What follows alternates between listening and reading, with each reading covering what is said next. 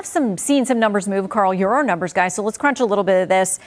This is Marquette Law, their poll that came out that shows a shift. And it says her favorables are up 12 points since May, and her unfavorables are down 9 points. And Karl, one of the attacks on her was always that she's unpopular, she's incompetent, nobody likes her. That's moved now that she's actually on the ticket. What do you make of it? After Donald Trump's disastrous press conference earlier today, there was a rare moment of unanimity between a Democratic surrogate and an infamous Republican strategist on a Fox News panel of all places. And we've got to talk about it.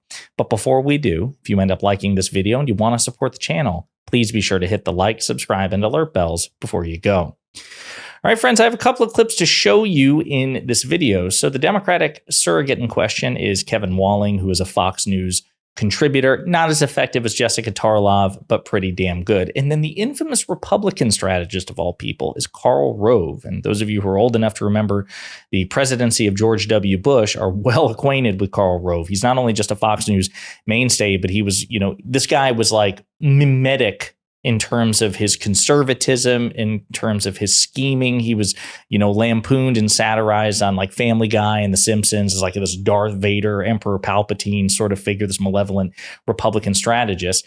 And listen, he's a guy who, he's criticized Trump in the past, but he's obviously hoping that Trump wins the election. He wants the Vice President Harris to lose.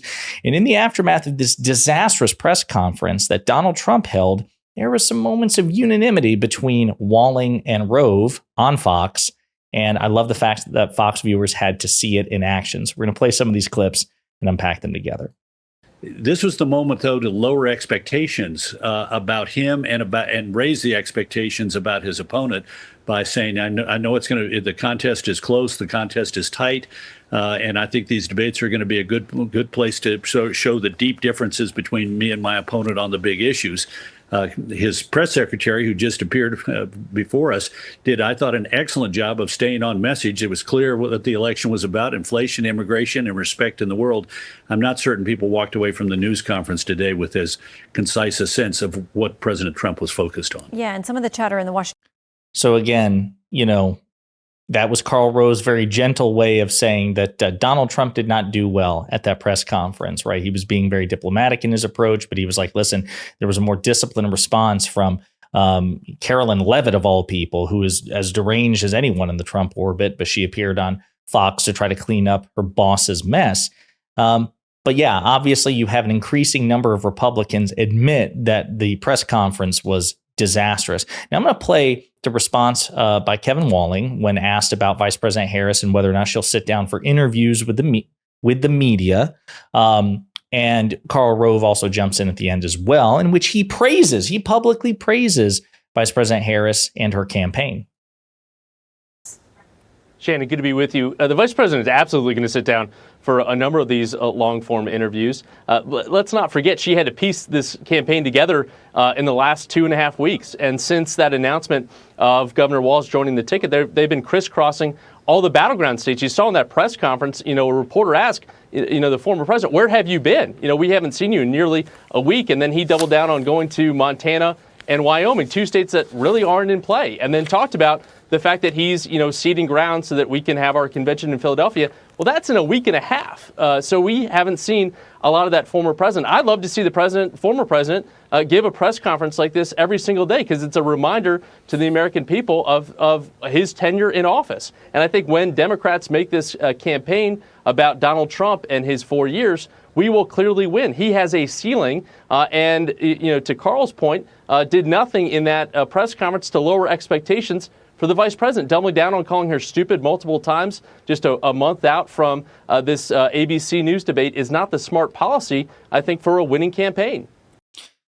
Before I play the rest of this clip again, in which Karl Rove jumps back in, again, kudos to Kevin Walling. His analysis is similar to mine in the sense that, as I mentioned before on this channel, this is going to be a close and competitive election. I would be stunned if it were anything else. I would be stunned if any election in the foreseeable future is anything but as polarized as this nation is.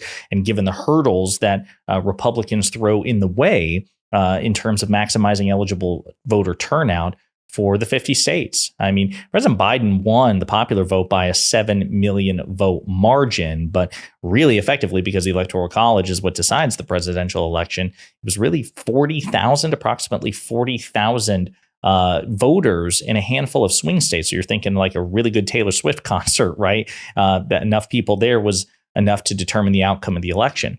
I'd be stunned if that changes. But he has a ceiling. Trump has a ceiling. I think it's so important that you and I hammer this again and again and again and again and again to the public, and certainly to MAGA. They think that Donald Trump is this infallible, overly popular figure. He is not, will never be, and has never been. He is a wildly unpopular candidate who has achieved, he has maxed out his potential.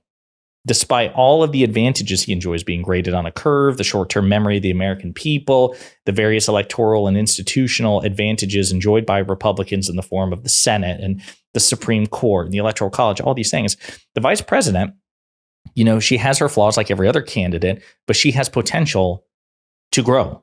And the potential of the anti-Trump coalition and anti-Trump candidates has and shall always exceed the potential of Trump candidates.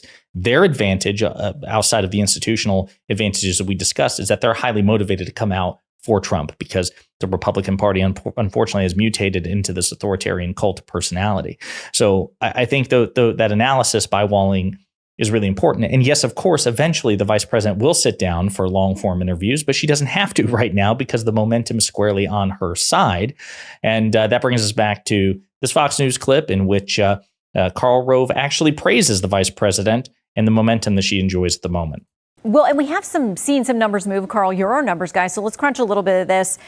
This is Marquette Law, their poll that came out that shows a shift, obviously away from the polling that was negative for President Biden, improvements for the vice president. And it says her favorables are up 12 points since May, and her unfavorables are down 9 points. And Karl, one of the attacks on her was always that she's unpopular, she's incompetent, nobody likes her. That's moved now that she's actually on the ticket. What do you make of it? Well, she's had 2.5 weeks of spectacular press, and it's going to continue through the Democratic convention, in part because of the dominant media are so enthusiastic to have somebody other than Joe Biden running against Donald Trump, but also because she's adroitly managed this. There you go. High praise from an infamous Republican strategist, as well as a Fox News host, acknowledging the fact that you can say whatever you want about the vice president's popularity or lack thereof, but the polls show she's more popular than Donald Trump. That approval rating, even though it's only 47-50, is higher than Donald Trump's favorability rating as well. After being shot in the head, all the other advantages, and then he was the victim of an assassination attempt, he rose to his highest in 4 years and just barely broke 40%. So again, her potential very clearly exceeds his, and his fear should be, will she actually succeed in achieving her potential? She may or may not, but right now the momentum is on her side. And it's important that Democrats, both the voters, the surrogates, the staff, that we all manage this. Now, this is why I keep giving this warning. It's still possible that we lose this election. We should take nothing for granted. But we have a real opportunity here, and we have our own intangibles and our own advantages as long as we nurture them and continue to let them grow. Love to hear it. Love to see this on the Fox Propaganda Network. Love to see Fox News viewers exposed to this stuff that they would not otherwise hear on Laura Ingraham or Jesse Waters or whatever. Great stuff. Let me know what you think in the comments.